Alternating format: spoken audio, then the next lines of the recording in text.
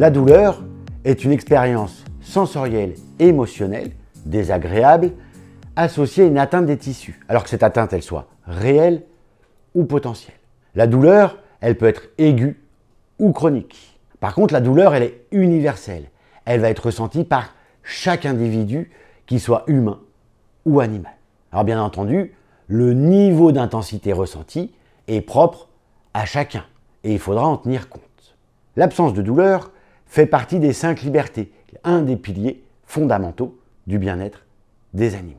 Cette douleur, elle est importante à soulager ou à limiter en élevage, car elle va avoir un impact important sur le bien-être de l'animal, bien évidemment, sur son stress, sur ses capacités immunitaires, mais également sur ses performances zootechniques. Alors globalement, on distingue 2 grands types de douleurs en élevage. D'un côté, les douleurs spontanées, non prévisibles. C'est les douleurs liées par exemple à un accident, à une maladie, ou éventuellement à une cause physiologique telle que la mise bas des animaux dont le timing n'est pas toujours prévisible. Comme ces douleurs sont spontanées, on ne peut pas les supprimer. Il va falloir les identifier et les soulager.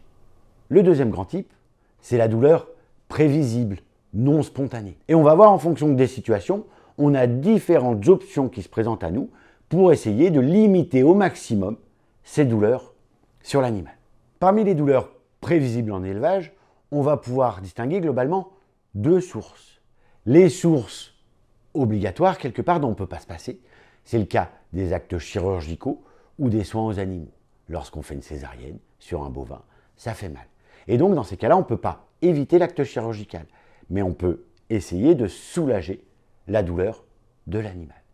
Le deuxième type, c'est les douleurs prévisibles, mais non obligatoires. C'est le cas, par exemple, de certaines pratiques zootechniques qui ont encore lieu, qui ont été développées depuis des années et qu'on peut essayer d'éviter. C'est le cas, par exemple, de l'écornage chez les bovins, du débécage chez les volailles ou encore de la castration chez le porcelet. Et on va voir en fonction des situations, on a différentes options qui se présentent à nous pour essayer de limiter au maximum ces douleurs sur l'animal.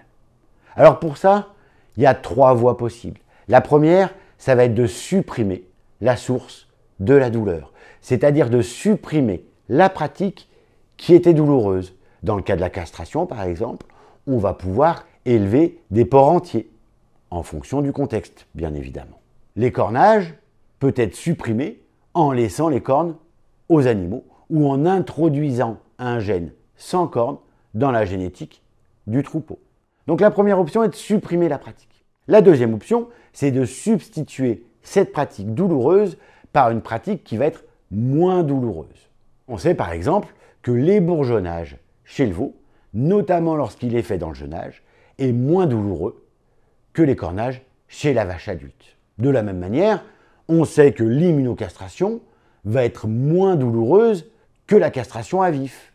Et enfin, un autre exemple, on sait que l'épointage du bec est moins douloureux que le débécage chez les volailles. Et donc, c'est des pratiques qu'il va falloir privilégier pour essayer de substituer cette pratique aux pratiques les plus douloureuses. Et si malgré tout, les pratiques doivent être maintenues pour quelque raison que ce soit, il est important de soulager la douleur, de la diminuer. Et donc pour ça, on va utiliser une anesthésie ou une analgésie. La castration à vif des porcelets n'est plus autorisée et on utilise maintenant une analgésie et une anesthésie pour essayer de diminuer la douleur des animaux. Donc on voit qu'il y a différentes solutions.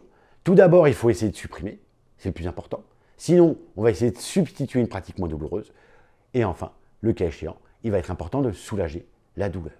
Et je vous rappelle que ces 3 options sont extrêmement importantes parce que la douleur a un impact négatif sur l'animal, sur ses performances zootechniques et sur sa santé.